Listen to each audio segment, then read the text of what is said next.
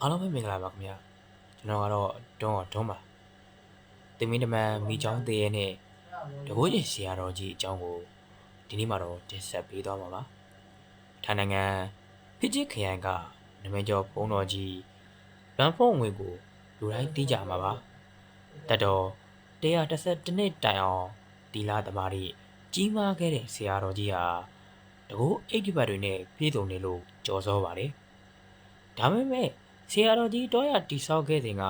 ကြုံတွေ့ခဲ့ရတဲ့ခြောက်ခြားဖွယ်ရာမိချောင်းသေးရဲ့အကြောင်းကိုတော့သိတဲ့သူနည်းပါလိမ့်မယ်။တကတော့ဆရာတော်လွန်ဖုံးငွေဟာဝါလူသေးတဲ့တပည့်ရဟန်းအရှင်နွဲ့ကိုခေါ်ဆောင်ပြီးဖိချစ်ခရိုင်အတွင်းတောရဆောက်တည်ဖို့ကြွာလာခဲ့ပါတယ်။ခီးနှင်လာရင်ရွာတွေအဆွန်ကိုရောက်ခဲ့တဲ့အခါရှိမှကြီးမာပြီးရေနောက်ကျနေတဲ့ရေအံကြီးတစ်ခုကိုတွေးလိုက်ရပါတယ်။အားရဲ့တစ်ဖက်ကမ်းမှာတော့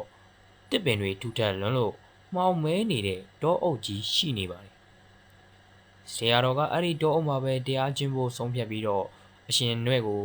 ရွာသားတွေစီကနေလှေသွားငှားခိုင်းပါတယ်။အရှင်နွဲ့ဟာရွာသားအဖိုးကိုတယောက်နဲ့အတူလှေတစ်စင်းယူလာပါတယ်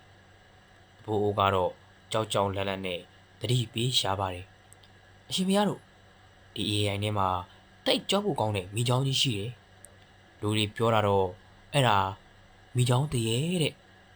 မတော်မှလည်းဘုရားလို့ရှောက်ပါတယ်ဒါပေမဲ့ဆရာတော်ကတော့မစိုးရိမ်နဲ့လို့အေးစစ်စစ်မိတ်ပြီးလှေဦးမှာထိုင်လိုက်ပါတယ်အရှင်နွဲကလှေကိုလှော်ပြီးရပါတယ်ရေအိုင်လေကိုရောက်တဲ့အခါမှာရုတ်တရက်ရေအောက်ကနေတကူကူကလှေကိုပြေးပြေးထန်ထန်တက်လိုက်တာကြောင့်လှေကလေးဟာနစ်လို့နီးပါတုံခါသွားခဲ့ပါတယ်အရှင်နွဲရဲ့မျက်လုံးတွေပြူးကျဲသွားရပါတယ်ရေပေါ်ကိုပေါ်လာတာကအေယာမမိချောင်းနှကြီးတကောင်ပါပဲဆရာတော်ဖေမိချောင်းကြီးပါဖေလို့အရှင်နွဲကထိတ်လန့်တကြားနဲ့អော်လိုက်တဲ့အခါဆရာတော်ကမျက်လုံးမိတ်ထားစေလေးတန်းအေးဆက်ဆက်နဲ့ပဲမိတ်ပါတယ်မြင်နေလို့ပဲမှတ်ထားလိုက်စိတ်ထဲမထားနဲ့ငါတို့အလုပ်ကကန်းရောက်အောင်လှော်ဖို့ပဲနောက်ဆုံးတော့တစ်ဖက်ကန်းကိုရောက်သွားခဲ့ပါတယ်ဒါပေမဲ့ဆရာတော်ကတတိပေးလိုက်ပါတယ်ဒါဟာအစပဲရှိသေးတယ်ဒီညမင်းအများကြီးကြုံရလိမ့်မယ်စိတ်ကိုတင်းငြိမ်အောင်ထားကြောက်စိတ်ကိုအဝင်မခံနဲ့တဲ့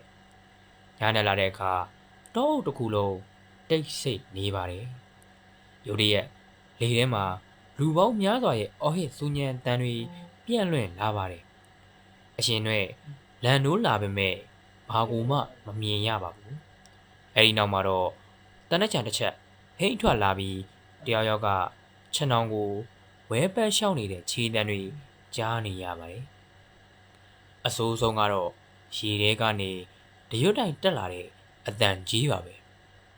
အေယာမမိချောင်းနှကြီးဟာအရှင်နွဲ့ရဲ့ခြံတော်အပြင်မှာ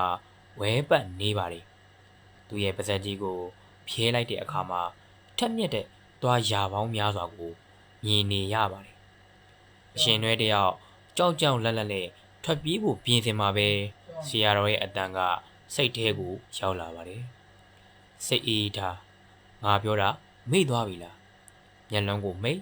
စိတ်ကိုတင်းညောင်ထားစမ်းအရှင်နွဲ့တယောက်စိတ်ကိုထိမ့်ပြီးတရားမှတ်လိုက်တဲ့အခါမိချောင်းကြီးဟာအကိုးအငွေ့လိုပျောက်ကွယ်သွားပြီးတော့လူတယောက်ရဲ့ပုံရိပ်ပေါ်လာပါတယ်သူဟာကွယ်လွန်သွားတဲ့ဓမြဘူဝိုင်မင်းဖြစ်ပါတယ်သူကဆရာတော်ကိုဥချပြီးတော့ဝန်ခံပါတယ်ကျွန်တော်မျိုးဟာအောင်လန်းပညာတွေသင်ယူပြီးဓမြတိုက်ခဲ့ပေမဲ့လူတော့မတက်ခဲ့ဘူးပါဘူးရဲတွေလိုက်လို့ဒီရေအန်ကိုဖြတ်ကူးရင်းနဲ့မိချောင်းကတ်ခံရပါတယ်ဆောင်းထားတဲ့လက်ဖွဲကြောင့်မသေးပေမဲ့ရေနစ်တိတ်ဆုံးခဲ့ရပြီးကျွန်တော်ဝိညာဉ်ကအဲ့ဒီမိချောင်းကြီးထဲမှာပိတ်မိနေတာကြားပါပြီဖေဟာဆရာတော်ကဒါမင်းရဲ့ကံတရားပဲမင်းလုပ်ခဲ့တဲ့အာကုသိုလ်ကံကိုမင်းခံရမှာပဲဒါပေမဲ့ငါမြစ်တာတော့ယူပြီးအမျှဝေပေးမယ်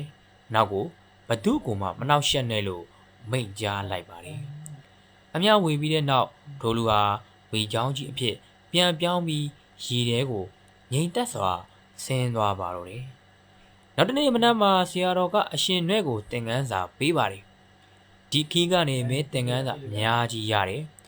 ကြောက်စိတ်ကိုထင်းချိုးဖို့နဲ့ငါတို့ပြင်ဆင်လို့မရတဲ့အရာတွေကို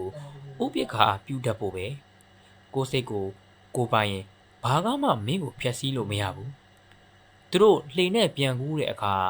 မိเจ้าကြီးထွက်ပေါ်လာခဲ့ပေမဲ့ဒီတစ်ခါတော့ရံမမူပဲလှေနောက်ကနေကန်းဆက်ထိလိုက်ပို့နှုတ်ဆက်ခဲ့ပါတယ်ဒီဇလန်ကနေရရှိတဲ့သင်ခန်းစာကတော့ကိုယ်စိတ်ကိုထင်းချုံနိုင်ဖို့ပဲဖြစ်ပါတယ်အခုလိုထူဆန်းထင်းလန့်ဖွယ်ရာဖြစ်ရမှန်တွေကိုကြိုက်နေတတ်တယ်ဆိုရင်တော့ကျွန်တော်တို့ရဲ့တွန်းအောင်တွန်း channel ကို subscribe လုပ်ထားဖို့ဖိတ်ခေါ်ပါတယ်နောက်ထပ်ဘလို့ဇလန်မျိုးတွေကိုကြားကြလဲဆိုတာလေ comment မှာရေးပေးခဲ့ကြပါအောင်ဗျာအဆုံးထိကြည့်ရှုပေးကြတဲ့တယောက်ချင်းဒီတိုင်းကိုလည်းကျေးဇူးထူးပဲတင်ရှိပါတယ်ခင်ဗျာ